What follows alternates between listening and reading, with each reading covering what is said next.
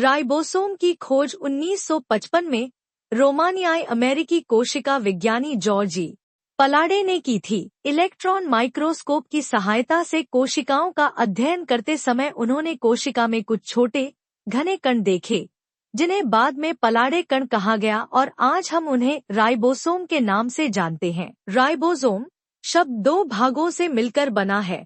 पहला है रीबो, जो राइबोन्यूक्लिक एसिड आरएनए को दर्शाता है, और दूसरा है सम, जिसका अर्थ होता है बॉडी यानी शरीर। कोशिका में स्थिति के आधार पर राइबोसोम दो प्रकार के होते हैं।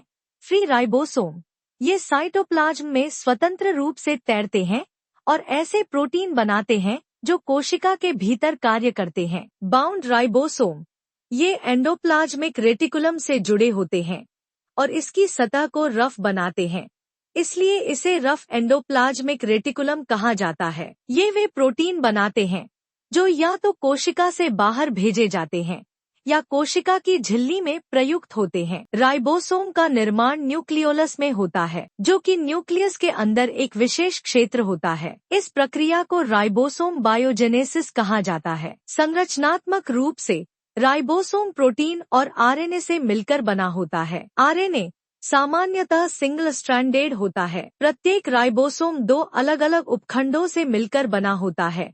छोटी उप-इकाई 40S यह एमआरएनए से जुड़ती है और आनुवांशिक निर्देशों को डिकोड करती है। बड़ी उप-इकाई 60S यह पेप्टाइड बॉन्ड बनाकर अमीनो एसिड्स को जोड़ती है और प्रोटीन निर्माण में मदद करती है। प्रोटीन संश्लेषण की प्रक्रिया में तीन प्रमुख प्रकार के आरएनए भाग लेते हैं।